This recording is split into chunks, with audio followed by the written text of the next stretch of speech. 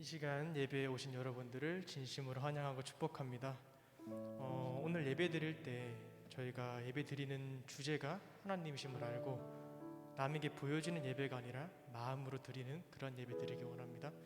이 시간 우리 예배를 위해서 집중하게 해달라고, 오직 말씀에만 집중할 수 있게 다 같이 짧게 우리의 마음을 위해 기도하겠습니다. 기도하시겠습니다. 하나님 아버지, 감사합니다. 이 시간 저희가 예배를 드리기 위해 나왔습니다. 저희가 드리는 예배가 보여지는 예배가 아닌 온전히 저희 마음으로 드리는 그런 예배 될 수 있게 도와주시옵소서. 노래하는 찬양보다 아버지 참으로 고백되는 예배 드리기 원합니다. 나를 위한 예배가 아니라 주님 뜻을 향한 예배가 되기 원합니다.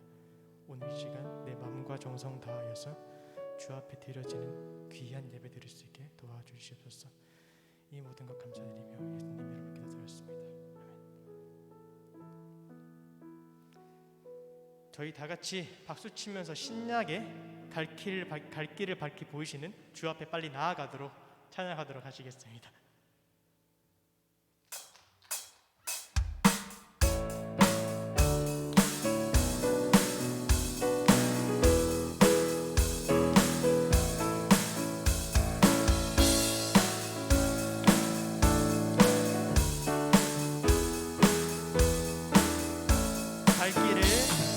갈 길을 밝히 보이시니 주 앞에 빨리 나갑시다.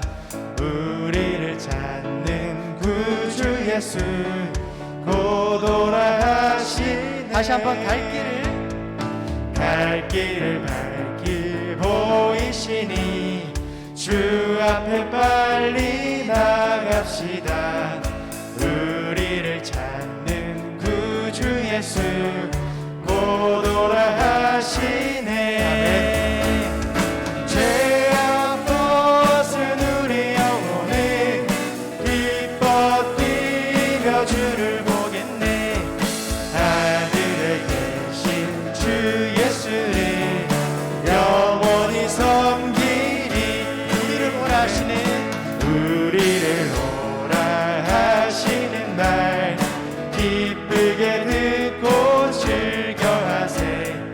구주를 믿기 지체 말고 속속히 나가세.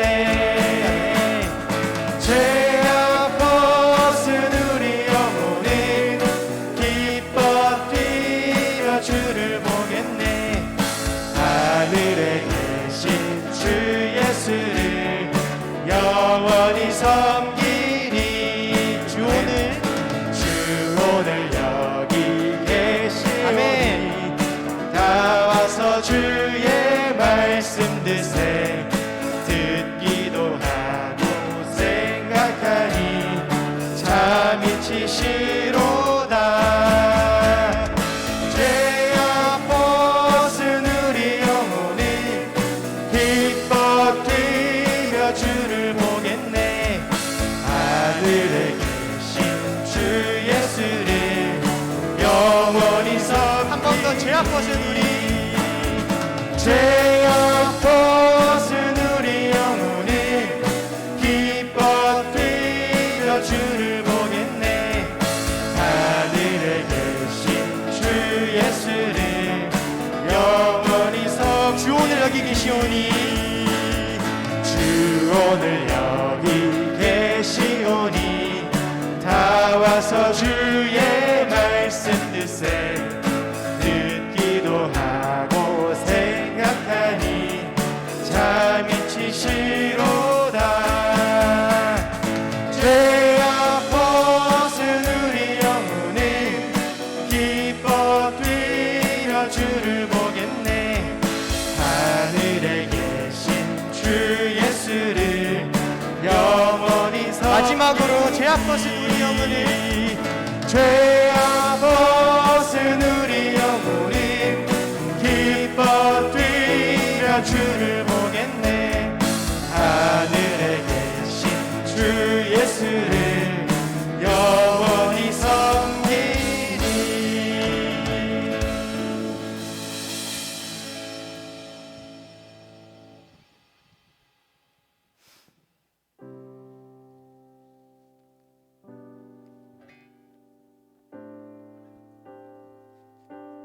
우리 다 같이 보여지는 예배가 아닌 마음으로 드리는 예배를 하나님께 드리기 원합니다.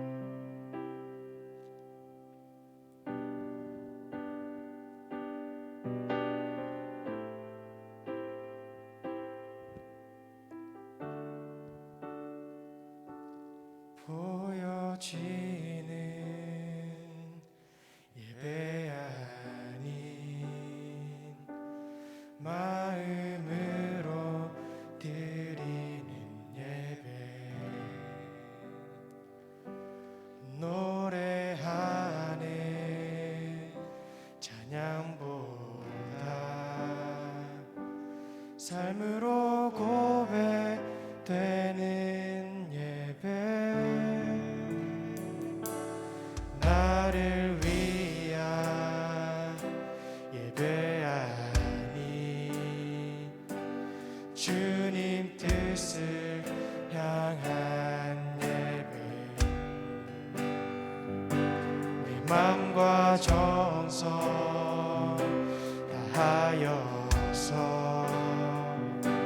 주 앞에 드려지는 예배,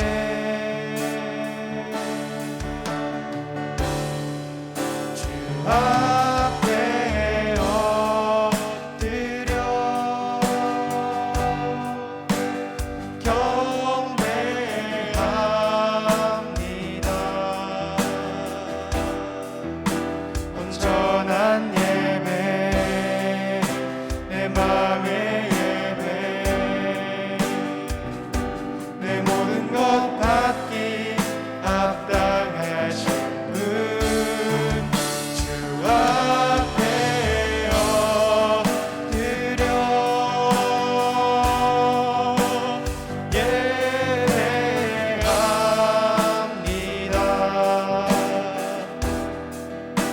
나의 모든 삶, 나의 모든 뜻, 말씀 앞에 순종하는 삶의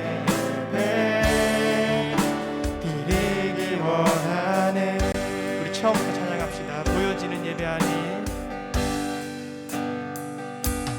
보여지는 예배 아닌 마음으로 드리는 예배, 노래하는 찬양보다 삶으로 고백되는 예배, 나를 위한 예배 아니 주님 뜻을 향한 예배, 내 맘과 정성 다하여서 주 앞에 드려지는 예배,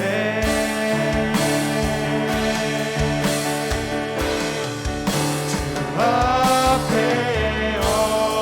엎드려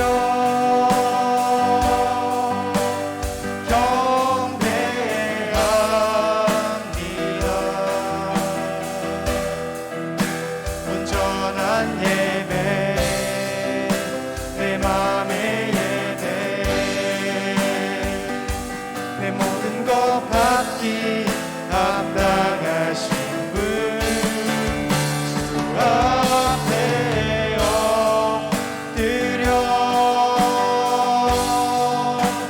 예배합니다. 나의 모든 삶,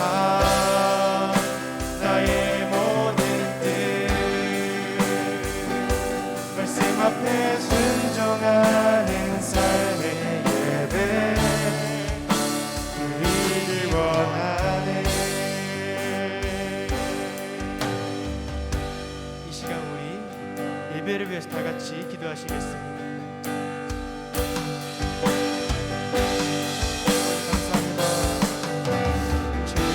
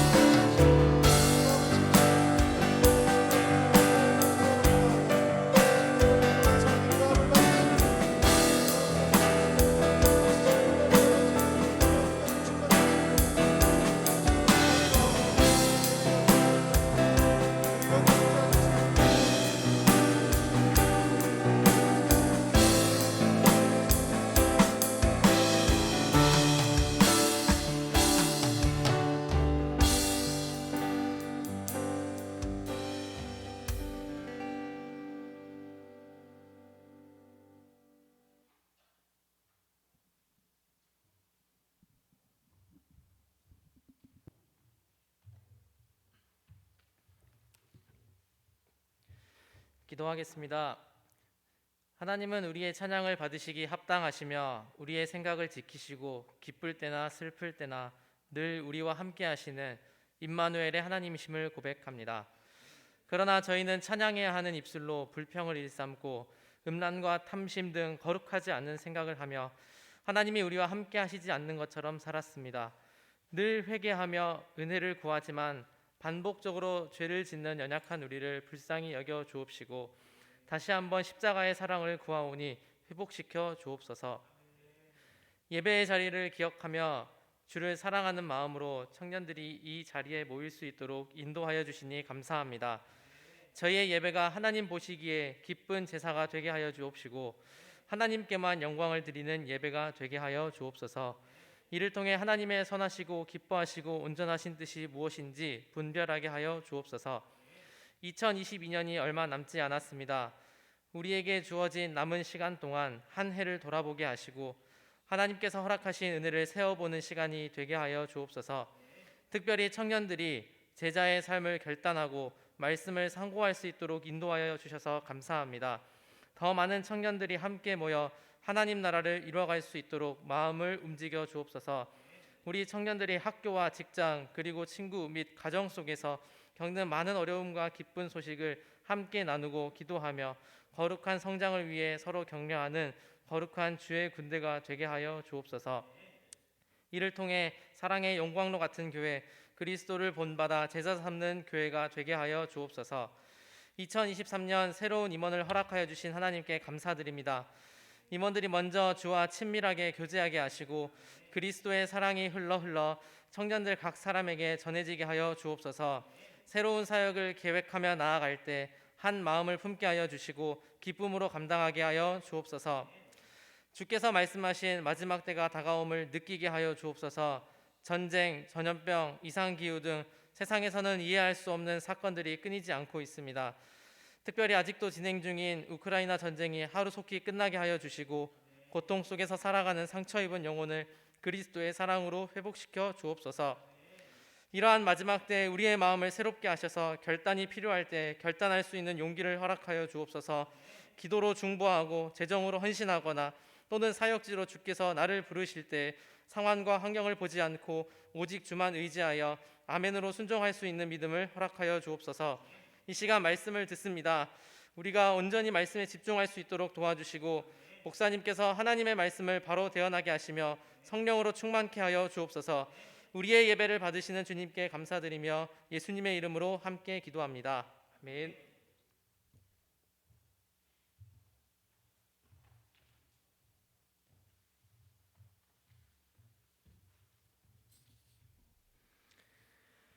광고하겠습니다. 온라인으로도 참여가 가능하시니까 그 현장 예배가 어려우신 분들은 온라인으로 함께 해주시면 감사하겠습니다. 그리고 다음 주 주일 11시에 2층 예배당에서 예배가 마치고 난 뒤에 사무총회가 있습니다. 19세 이상 세례 교인 모든 그 교인들은 참석을 해야 하니까 함께 생각해 주셔서 그 다음 주 주일 11시 이후에는 사무총회 꼭 참석 부탁드리겠습니다. 그리고 성탄 감사 예배와 그 1월 1일 신년 예배는 11시 예배로 함께 드리기로 했으니 그때 11시 예배 때 함께 참여해 주셔서 같이 은혜 나누었으면 좋겠습니다. 말씀 보겠습니다. 요한복음 4장 21절에서 24절.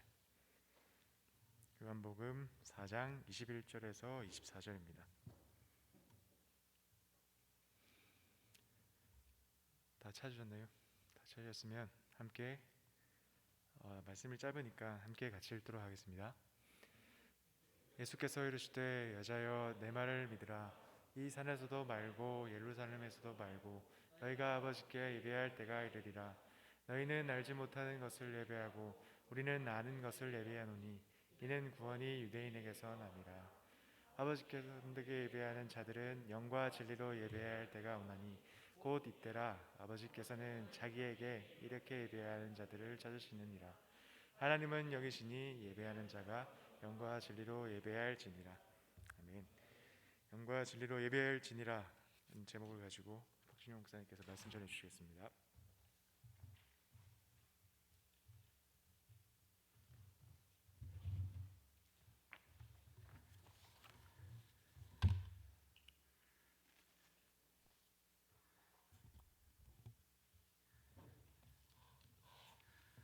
대표 기도에서 새로운 임원들을 축복하면서 기도하고 우리 경청자가 나와서 진행을 하니까 경청자가 회장이 된 걸로 착각하는 분이 있을 수 있을 것 같은데 네, 잠시 부재 중이어서 광고를 대신 회장님 대신해서 하셨습니다. 감사합니다.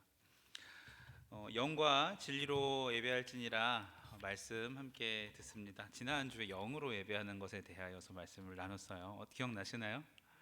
첫째가 뭐였죠? 영으로 예배하는 것은 성령께 복종하는 것이고, 둘째가 하나님께 집중하는 것이고 하나님을 묵상하는 것이고, 세 번째가 두 가지를 합쳐서 우리 안에 있는 죄, 하나님께 나아가지 못하게 하고 막힌 담을 허무는 것, 회개에 대한 말씀이었습니다. 이렇게 예배하는 사람들은 그 속에서 인사이드 아웃이죠. 찬양이 가득해서 입으로 나올 수밖에 없고, 어떤 하나님을 향한 감사가 가득해서 이게 감사합니다라고 입으로 나올 수밖에 없고, 내 몸이, 내 육신이 하나님께로 집중할 수밖에 없는, 그렇게 정말 영으로 예배하는 예배자. 여기서 이 영은, 네피시라는 영은 그 성령을 의미하기도 하고 우리 중심을 의미하기도 하는 동일한 중의적인 단어입니다. 그래서 여러분, 우리 중심에서부터 우러나오는 예배자들 되시길 예수님 이름으로 축원합니다. 이것이 이제 오늘 21절 22절에서 나오는 너희는 알지 못하는 것을 예배하고 오늘 우리는 아는 것을 예배하는, 우리는 이제 유대인들 예루살렘에서 예배하는 그 사람들을 말하는 것이죠. 그죠? 그렇습니다. 그들에게 필요한 것이 바로 이런 영의 예배였었어요. 말씀은 다루고 있기 때문에 토라 모세오경을 달달 외우고 그렇게 그 바리새인들, 서기관들 참 대단한 사람들이죠. 그렇지만 많이 알고는 진리를 알고 있었으나 또 중심으로부터 예배하는 것이 아닌 그 진리를 가지고 형제들을 실족하게 하고 회칠한 무덤과 같이 걸려 넘어지게 하고 이런 일들을 해왔기 때문에 유대인들에게는 영으로 예배하라고 하였다면, 지금 이 질문을 하고 있는 사마리아 여인에게는 진리로 예배하라는 말을 또한 하고 있는 것입니다. 오늘은 진리로 예배하는 것이 무엇인지에 대한 말씀입니다. 예수님께서는 이 사마리아 여인과의 대화를 통하여서 예배와 진리와의 그 관계가 뭔지 명확하게 세우십니다. 예배를 통해서 예배자에게 많은 변화가 일어나지만 단지 어떤 감정적인 고무됨이나 또 신비로운 그런 카타르시스인가요? 내가 뭔가 경험한 것 같은 그런 것에만 초점이 맞춰지면 안 됩니다. 하나님께서 계시해 주시는 진리에 우리가 가지고 있는 이 중심이, 그 진리에 대해서 굉장히 예민하고 또 진리에 대해서 반응하는 것이 예배의 가장 중요한 기둥이 되어야 된다는 말씀이죠. 시편 86편 11절에 다윗이 이런 기도를 합니다. 세 절로 끊을 수 있는데, 여호와여 주의 도를 내게 가르치소서, 내가 주의 진리에 행하오리니 일심으로 주의 이름을 경외하게 하소서라는 말씀이 있어요.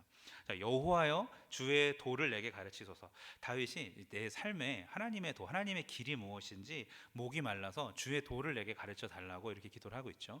그리고 내가 주의 진리에 행하오리니, 그 길은 진리로부터 나온다는 것을 그가 알고 있는 것이요, 진리로 예배하는 자. 그렇기 때문에 진리를 깨닫는 것에서 알면서 그치는 것이 아니라 주의 진리에 행하오리니, 내가 그것을 삶으로 실천하게 하여 주시옵소서. 하고 싶습니다, 하고자 합니다, 결단하오리니 일심으로 주의 이름을 경외하게 하소서. 그러기 위해 일심으로, 정말 내가 흐트러지지 않는 단 마음으로, 일편단심이라고 표현할 수 있죠. 사자성어로 말하면 흐트러지지 않는 마음으로 하나님 앞에 온전히 살아갈 수, 경외하는 경배자가 될 수 있도록 인도하여 주시옵소서라고 예배자의 삶을 구하는 그런 말씀입니다.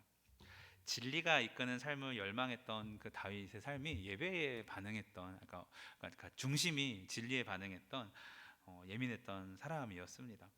요한복음 18장 38절에 보면 본디오 빌라도 아시죠? 예수님께 물어봐요. 진리가 무엇이냐라고 얘기했을 때 예수님이 그 앞에서는 아무 말하지 않으셨는데, 요한복음 17장에 보면 예수님이 온 세상을 위하여서 하나님과 세상 사이에 대제사장적인 중간 역할을 하면서 하는 기도가 나오는데, 거기에 아주 짤막하게 이렇게 단호하게 말씀하십니다. 아버지의 말씀은 진리이니이다 라는 기도를 하셔요. 자, 봅시다. 우리가 진리로 예배를 해야 되는데 예수님이 진리가 뭐라고 그랬다고요? 아버지의 말씀이 진리라고 말씀을 하셨어요. 그러면 우리는 말씀을 제대로 깨닫는 것에 대한 갈망과 그러한 경험들을 사모하고 또 그런 경험을 실제로 겪는 그 예배를 하는 것이 진리로 예배하는 것임을 우리가 알 수 있습니다. 바울이 고린도 교회에 특별한 지도를 합니다. 여러분, 고린도 교회가 어떤 일이 있었냐면 굉장히 열정적이고 굉장히 극단적인 또 굉장히 열광적이고 또 굉장히 화려한 그런 겉모습이 드러나는 것을 좋아한 교회였습니다. 외적이고 또 그러니까 드러나는 겉모습이고 이해하기 어렵고 감정적인 체험들을 되게 중요시했던 그런 교회예요. 그래서 그 진리를 소홀하게 했습니다.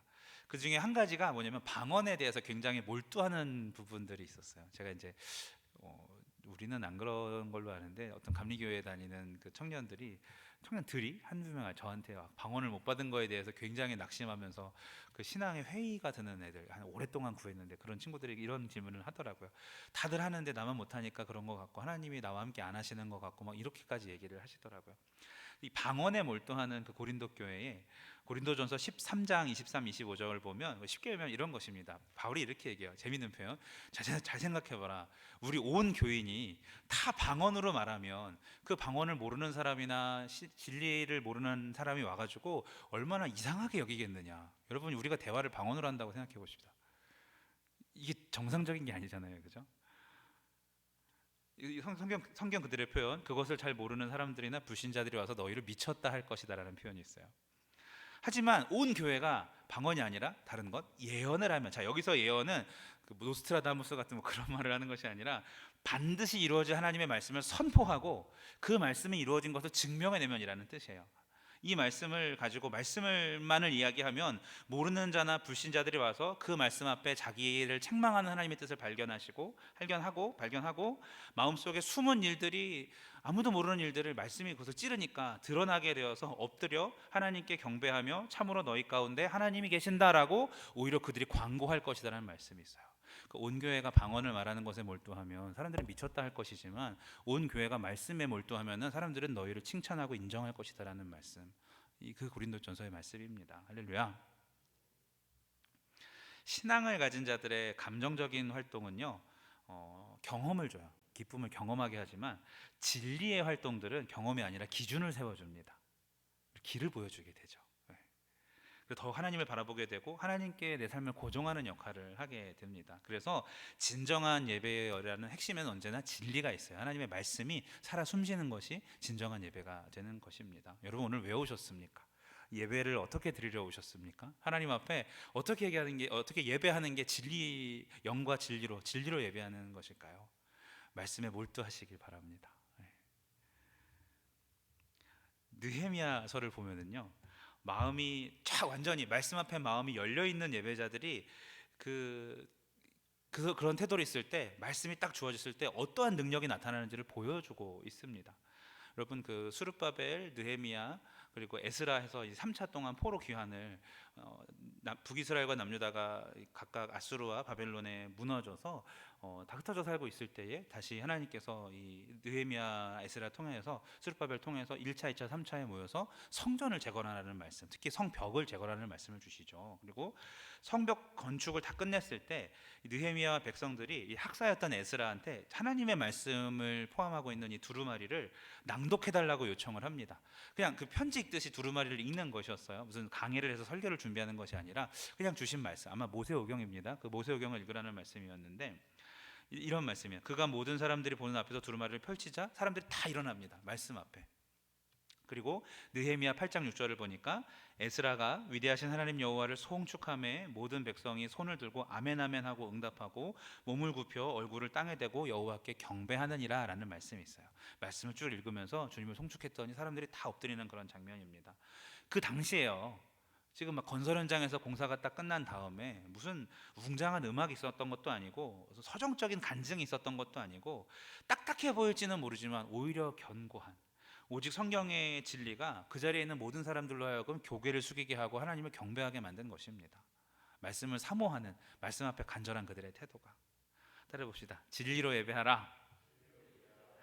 나는 말씀을 얼마나 정말 사모하고 있습니다. 그냥 좋아하는 거 말고요, 말씀이 진리다라고 알고 있는 거 말고요, 내가 정말 얼마나 그 말씀을 보고 싶어하고 듣고 싶어하고 내 삶의 말씀에 견주어 보고 싶어하고 내가 고민하는 것들이 성경에서 어떻게 말하고 있는지 탐구하고 몰두하고 싶어하고 이런 마음이 우리에게 얼마나 있습니까?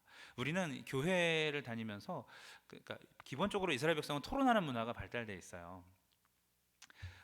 이 회당에서 모여서 계속 이제 성경을 읽으면은 설교를 듣기 전에 어떤 누가 이렇게 말씀을 외치기 전에 자기들끼리 서로 이렇게 얘기를 합니다. 하브르타라고 하는데 말씀에 대해서 어른과 아이가 막 서로 질문을 하고 이런 걸 하면서 말씀을 탐구하는 것이 어떤 실천이 돼 있는데, 이제 한국교회 같은 경우는 이제 복음이 선교사들을 통해서 전해져 들어오다 보니까 어떻게 될까요? 그러니까 이렇게 앉아서 예배를 듣는 것, 말씀을 듣고 찬양을 같이 따라 부르는 것, 이런 것에만 초점이 좀 맞춰 있다라는 것이죠. 우리도 좀 그런 게 있으면 좋지 않을까 그런 생각을 해봅니다.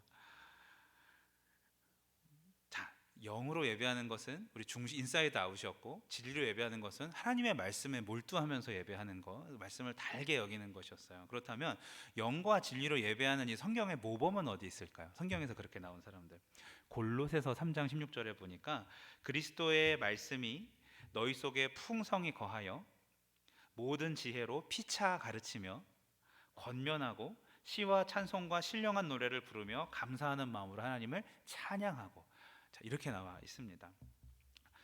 이 말씀이 영과 진리 예배의 참 완벽한 조합이죠. 지식이 우리들의 감정을 조절하고 하나님의 말씀이 우리들의 열정을 이끌어가는 모습이 지금 쓰여 있습니다.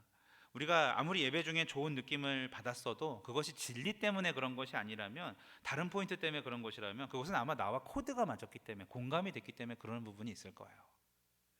예배는 그것이 진짜가 아니라 정말 진리에 반응할 때 하나님의 계시를 우리가 이해하고 또 그 하나님을 향해서 중심으로부터 우러나오는 어떤 회개와 감사와 찬양과 경배가 이어질 때 이것이 영과 진리의 예배가 되는 것입니다. 여러분, 예배자로서 매 예배 앞에서 진리를 사모함으로 기대하시고 또 진리를 깨달음으로 경배하시길 예수님 이름으로 축복합니다. 네. 이러한 예배자, 영과 진리로 예배하는 예배자의 다음 단계는 뭘까요? 제자의 삶이 이제 시작이 되겠죠. 다음 단계는 순종입니다. 깨달아진 말씀에 충성스럽게 순종하는 것입니다. 이 가분수죠. 머리만 커지는 그리스도인 말고 이제 손과 발로 가야죠. 음식을 먹었으면 손과 발이 움직여야 이게 비계가 되는 게 아니라 근육이 되듯이, 쓸데없는 축적이 되는 게 아니라 정말 그 비계도 죽기 전에 쓸 수 있긴 하더만요. 그렇게 비상용으로 남겨두지 마시고 말씀을 머리로 들어왔으면 삶으로 소화해서 손과 발로 살아내시길 바랍니다. 말씀에 이렇게 나와 있어요. 입에는 다나 배에는 쓰대요. 말씀을 먹을 때는 좋구나 아멘 하지만 삶으로 실천하려면 그게 어렵다는 말씀이죠. 소화가 안 된다는 거죠. 이때는 성령께 순종해야 합니다. 예배라는 것이 하나님이 우리를 막 갑자기 확 집어 누르셔가지고 고개를 숙이심으로 예배하는 것이 아니라, 성경에 이미 다 나온 계시된 말씀을 가지고 말씀하신 그것을, 하나님의 마음이 무엇인지, 그 말씀의 본 의가 무엇인지 깨닫고 이해할 때 우리 안에 계시는 성령님께서 어떻게 하시냐면, 너 그 말씀대로 살아야지, 그동안 못 산 것들에 대해서 보여주시고 이제 살아야지라는 말씀을 누구에게나 주세요. 제가 요거 설교자로서 당당하게 말할 수 있는데, 유치원 아이들, 유아원 아이들부터, 영화부터 해봤거든요. 4세 3세 걔네들도 말씀 앞에 못 산 거 회개하고 하고, 정말 소천하시기 직전에 어르신한테 영접 기도를 시켜봐도 자신의 삶을 후회하고 회개 기도를 하십니다. 성령이 하시는 일, 성령이 하시는 일, 하나님께서 그렇게 하시고 그 다음에 그 말씀대로 다시금 돌이켜야지라고 우리에게 길을 제시해 주십니다. 말씀대로 살고 싶고 나 그렇게 할 수 있다라고 그 하나님이 파라클레토스, 도우시는 분, 도우시는 영이시기 때문에 성령께서 그렇게 해주십니다. 그래서 성령과 말씀에 순종하면 우리가 이 순종, 자, 예배, 순종, 그 다음 뭘까요? 계속해서 순종이 반복되면 이것을 뭐라고 하죠? 변화라고 합니다. 이전에는 순종을 못했는데 계속 반복해서 순종을 하면 변한 사람이 되죠. 변화라고 합니다. 웃음기가 없었던 사람이 얼굴에 생기가 돌고 웃음기가 돌고, 늘 답답했던 마음을 가진 사람의 마음속에 평안이 와서 뭔가 편안하게 삶을 살아갈 수 있는 것, 늘 시간에 쫓겼던 사람이 이제 그 분주함 속에서도 중심을 잡고 치우치지 않는 삶을 살아갈 수 있는 것, 이런 변화들을 경험하기 시작을 합니다. 자, 오늘 사실 이 요한복음 4장의 말씀은요, 변화에 대한 말씀이에요. 예배를 사모하는 사마리아에 있는 한 여인과 그 마을 사람들이 어떻게 변화했는지가 사실 이 4장 처음부터 끝까지 가득하게 담겨 있습니다. 지난주 말씀에 이스라엘 역사를 배우면서 예루살렘에서 예배하는 유대인들은 영의 예배를 드리지 않았고, 사마리아에서 예배하는 이방인들은 진리의 예배를 드리지 않았기 때문에 영과 진리로 예배하라는 이 말씀 자체가 모두에게 복음이 된다는 말씀이었죠. 오늘 말씀 속에서 예수님은 사마리아의 한 여인을 찾아가셨습니다. 뜨거운 정오 시간에 마치 그들 사막의 햇빛은요 그냥 째면 안 돼요. 괜히 왜 그 중동지 사람들이 이게 다 싸매고 있으시겠어요, 그죠? 이 정말 그렇게 뇌를 녹일 만큼 그렇게 뜨거운 강렬한 태양 아래 아무도 물길러 다니지 않는 그때에 물 들어오는 이 여인이 아마 사람들을 피해 다녀야 할 만큼 마을에서 손가락질 받는 사람이었을 것입니다. 진리를 가졌다고 자부하는 유대인들은 진리를 모르는 사마리아인들을 그냥 욕이 아니라 개라고, 실제로 멍멍이 개라고 개 취급을 해요. 그래서 그 사마리아 여인이 예수님한테 딸 고쳐달라고 하니까 그 주인의 그 개에게 먹을 것을 주지 않는다고 얘기하더니 똑같이 얘기하듯이 그게 욕하는 게 아니라 그냥 그 문화가 그래요. 그 말을 섞지를 않습니다. 유대인은 특히 사마리아인들 중에서 여인이랑은 말 섞지 않아요. 여러분 예전에 그 야곱이 자기 며느리 다말한테 창녀인 줄 알고 이렇게 들어간 사건 있잖아요. 이방 여인인 줄 알고 이렇게 했었던 그 사건. 그것처럼 유대인 남자가 이방인 여인에게 특히 사마리아인한테 말을 거는 것은 그런 어떤 성적인 목적이 있다고 판단하고 굉장히 불경스러운 일이 됩니다. 이건 있어서는 안 되는 일이에요. 그런데 이런 배경 속에서 사마리아 여인이 예수님이 자기를 기다렸다가 심지어 물을 달라고 말하는 이 상황을 요청하는 이 상황을 보자 깜짝 놀라서 왜 그런지 물어보게 되죠. 10절 말씀을 4장 10절 말씀을 보면 예수님이 자신이 여인에게 하나님이 보낸 선물임을 스스로를 밝히십니다. 그리고 사실 물은 누가 필요했습니까? 물을 달라고 예수님이 말했지만 물을 누가 기르러 왔어요 지금? 여인이 물이 필요했잖아요, 그죠? 그러니까 너가 물 달라고 한 내가 누군지 알았다면은 오히려 네가 나한테 물을 달라고 할 것이다. 우물에서 구하는 것이 아니라 나에게서 진짜 생명의 물을 네가 구할 것이다라고 말하는 그런 장면이죠. 그리고 영원히 목마르지 않는 생수가 될 것을 예수님이 선포하십니다. 사실 이미 6번째 남편과 살고 있었지만 아무리 남자를 바꿔도 채워지지 않는 이 갈증과 이 죄의 굴레와 삶의 그런 여러 가지 그런 모습들을 사마리아 방식대로 아무리 자기 신한테 예배를 해도 해결되지 않았던 그 모습이 있었죠. 그걸 예수님이 이미 다 아시고 하나님의 진리로서 자신을, 내가 진리다라고 자신을 선포하십니다. 그것이 요한복음 4장 25, 26절인데 여자가 이르되 메시아 곧 그리스도라는 이가 오실 줄을 내가 아노니 그가 오시면 모든 것을 우리에게 알려주시이다. 이 여자 눈치챈 거예요. 뭔가 막 자꾸 알려주잖아요. 예수님이 그리스도가 오시면 알려주신다고 하던데요. 그랬더니 26절 예수님께서 이르시되 내가 말하는 내가 그라 하시니라가 이렇게 등장하는 것이죠. 자신이 하나님의 진리였고 하나님께서 보내신 그리스도라는 것을 알려주십니다. 자, 진리를 몰랐던 사람이, 진리가 없었던 사람이 진리를 깨달으니까 어떤 일이 일어날까요? 단지 감사하고 경배하고 그분의 발밑에서 하염없이 감격하고 있지만 않았습니다.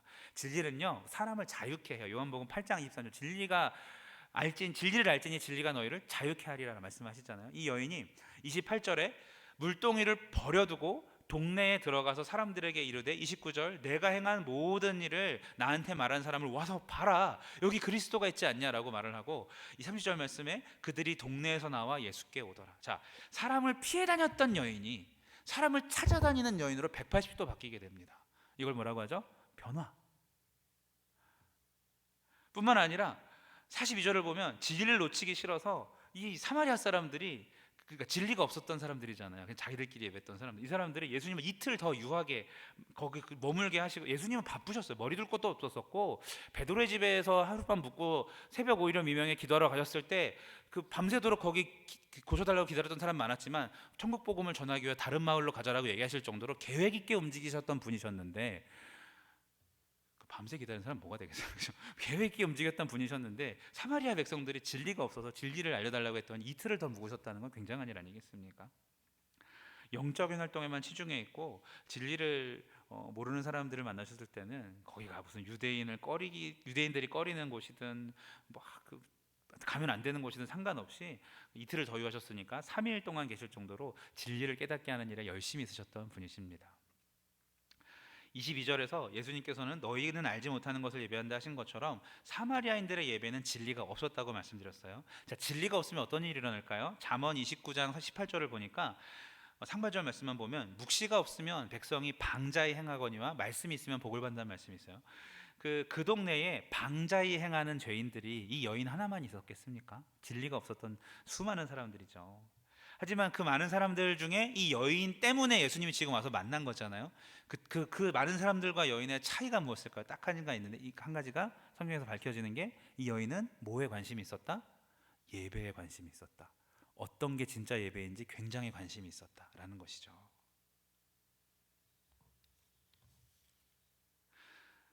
그리고 그 관심이 예수님의 그 마을로, 이미 아시는 예수님께서 그 마을로 초청되게 한 하나님의 마음을 움직이게 하셨던 것이고, 또 예배에 대한 열정이 여인을 바꾸고 그 마을을 바꾸어 놓았습니다. 놀라운 것은 예수님이 진리를 아니고 진리만 선포하셨을 때 예배자들에게 이런 놀라운 일들이 일어나게 됐어요. 그리고 사마리아 마을에서 이제 3일 지나고 나오십니다. 이틀 더 유하시고 나오셔서 44절 말씀을 보면 친히 증언하시기를 선지자가 고향에서는 높임을 받지 못한다 하시고, 문제가 뭐냐면 표적과 기사만 구하는구나라고 말씀을 하세요. 자, 사마리아에서는 뭐만 전하셨다고요? 진리만. 유대인들한테는 가가지고 이미 진리를 알고 있으니까 표적과 기사를 계속해서 보이는데도 그들은 믿지 않는 거예요. 정치적인 메시아로 이용하려고만 하고, 왕 삼으려고만 하고, 아니면 정치적인 입지가 위협받으니까 죽이려고만 하고 받아들이시질 않는 거예요, 예수님을. 여러분, 성경을 잘 보면요, 하나님을 아는 유대인들이 더 책망받습니다. 오히려 가장 많이 아는 바리새인, 사두개인, 요즘으로 말하면요, 목회자들, 중직자들, 제자 훈련 잘 받은 모태신앙인들, 이런 사람들이 책망을 받아요. 왜 그런지 아세요? 진리를 알면서 안 사는 사람과 몰라서 못 사는 사람은 똑같이 다루시지 않으시는 거예요.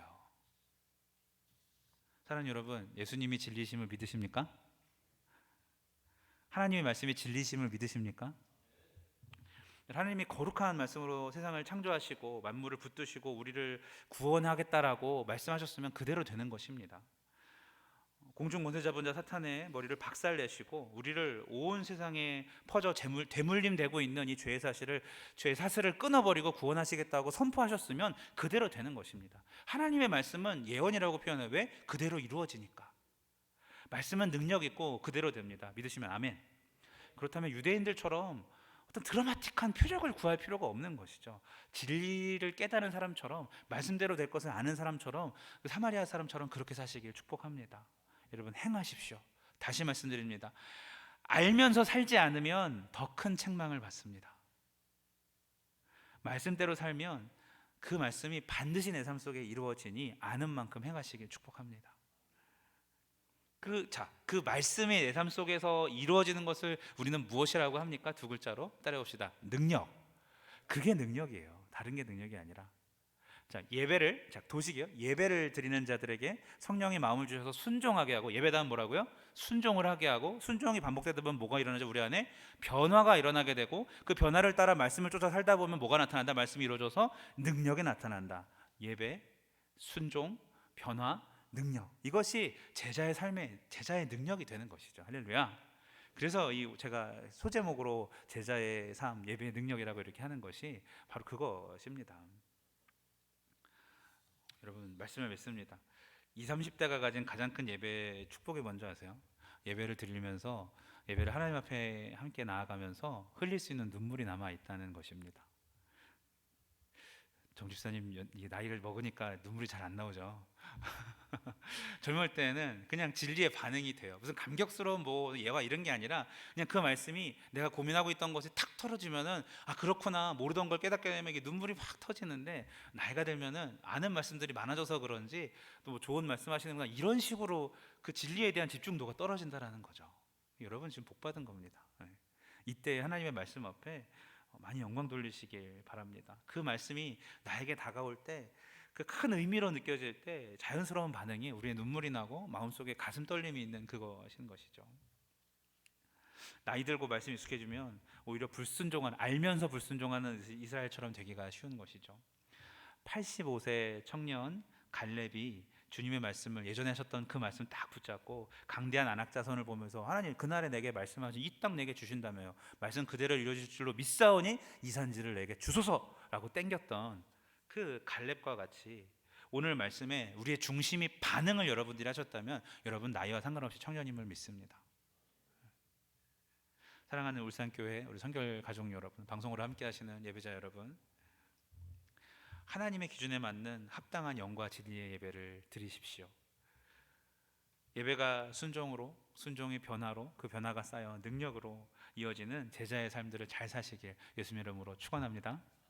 자, 오늘 이제 기도하기 전에 한번 둘둘씩 좀 짝지어 앉아 볼까요? 우리 경태 형제는 우리 정철구 집사님 옆으로 한번 가주세요. 둘둘씩 한번 앉아 봅시다. 셋이 있는 분은 셋이 하셔도 좋고요. 나누고 먼저 기도합시다. 나는 어디서 좀 문제가 있는가? 나는 내 예배가 문제인가? 내 순종이 안 되는 게 문제인가? 아니면 적당히 해서 변화가 없는 게 문제인가? 아니면은 정말 하나님의 말씀의 능력을 경험하지 못하는 그 성취를 못하는 것이 문제인가? 나는 어느 단계에서 조금 걸리적거리고 있는지, 걸리적거리고 좀 이렇게 뭔가 그어적거리고 있다고 표현해야 될까요? 어디 묶여 있는지 그런 것을 한번 좀 나눠보고 같이 좀 기도하는 시간이었으면 좋겠어요. 잠깐 한 3분 정도, 한 사람당 한 1분 정도 좀 넘게 나눠주셨으면 좋겠습니다. 네.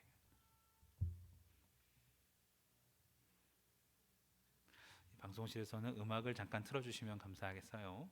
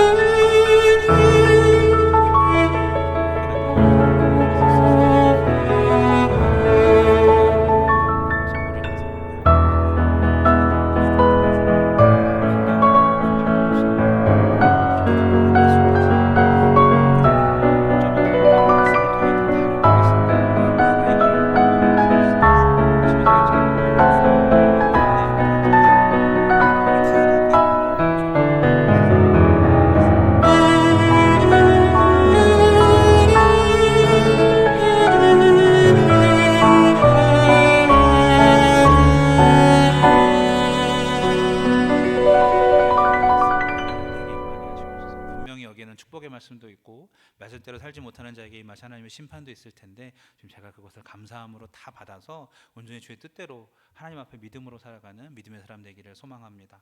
말씀을 이루는 자가 되게 하여 주시옵소서. 우리 주여 한번 외치고 함께 통성으로 기도합니다. 주여,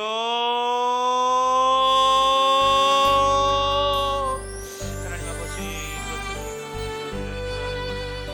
하나님 아버지, 우리의 삶이, 우리의 인생이 하나님 앞에 살아갈 때에 아버지 영과 진리로 예배하며 성령께 순종하며 말씀대로 살아가 변화를 이끌어내고 말씀이 이루어지는 능력을 경험하는 하나님, 이 예배자의 능력이, 예배의 능력이 우리 삶에 있게 하여 주시옵소서. 주님을 바라며 주님을 구하며 주님을 찾으며 주님을 간절히 사모하오니 하나님이 이 일이 내 삶 속에 하나님 그대로 이루어지게 하나님 도와주시고 이 말씀이 하나님 오늘의 말씀이 우리 삶 속에 영향력이 있고 울림이 있게 하여 주시옵소서. 하나님 나눠지게 하여 주시옵소서. 예배에서 머뭇거리는 자들이 있습니까? 하나님 순종에서 머뭇거리는 자들이 있습니까? 하나님 변화가 되지 않는 자들이 있습니까? 하나님 능력이 없는 자들이 있습니까? 하나님 모든 과정 중에 막힌 부분들이 있다면 하나님 주님께서 뚫어주시고 변화시켜 주셔서 하나님께서 인도하여 주시고 돌보아 주셔서 참된 예배자의 능력을 삶으로 경험하는 우리 모두가 될 수 있도록 아버지 인도하여 주시옵소서. 능력 있는 예배자 하나님께서 함께 하시며 하나님 말씀과 하나님의 영을 사모하여서 하나님과 동행하면서 찾아가는 그런 예배가 될 수 있도록 인도하여 주시고 한 절 말씀에 반응하게 하시고 예민하게 하시고 영향받게 하여 주시옵소서. 그 말씀 우산 아래서 울타리 아래서 살아갈 수 있도록 도와주시고 두리번거리지 않으며 세상에 현혹되지 않으며 유혹되지 않게 도와주시고 오직 말씀을 붙여서 살아가는 모든 예수님으로 기도하여 주시옵소서. 함께 기도하여서 하나님 당신들을 위하여 기도합니다. 하나님 믿음으로 살게 하시고 나에게 이야기를 줬던 그 부분이 하나님 안에 해결받게 하여 주시고 예배를 회방하는 모든 세력들로부터 자유하게 하여 주시고 모든 욕심과 모든 마음들로부터 하나님 진리로부터 오는 그 자유가 마음속에 깃들게 하셔서 하나님 교육해 수 있도록 아버지 참된 예배를 드리고 하나님을 기뻐하는 예배자가 되기를 소망합니다. 진리가 함께 하시고 아버지 인도하여 주시옵소서. 참의 예배를 하게 하시고 참을 되게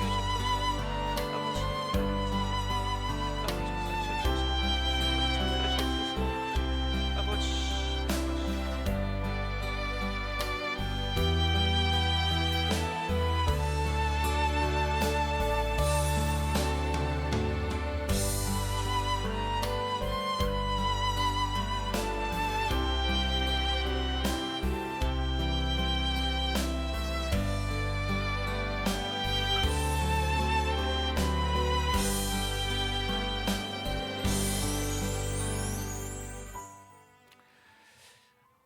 하나님, 영과 진리로 예배하는 것이 우리가 하나님을 위하여 예배하는 것이지만 결국 하나님의 자녀들이 이 땅에서 능력 있는 삶을 살게 하는 하나님의 도우심임을, 하나님의 계획임을 발견하게 하셨습니다. 주님, 우리 삶에 능력이 없는 것은 하나님 그 가정 가운데 문제가 있을 것일 텐데 예배에서부터 제대로 시작하여서 능력 있는 제자의 삶을 살아갈 수 있도록 인도하여 주시옵소서.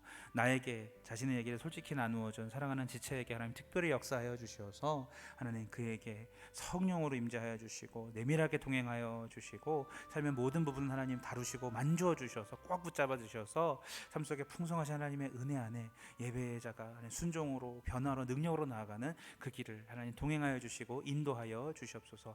축복하며 예수님의 이름으로 기도합니다. 아멘. 이제는 우리 주 예수 그리스도의 은혜와 하나님의 크신 사랑과 성령님의 교통하심이 하나님이 기뻐하시는 예배자가 되고자 매주 모이며 기도하고 힘쓰며 살아가는 이 자리에 있는 참 귀한 모든 예배자들에게 지금부터 영원까지 함께 하시옵기를 간절히 축원하옵나이다. 아멘.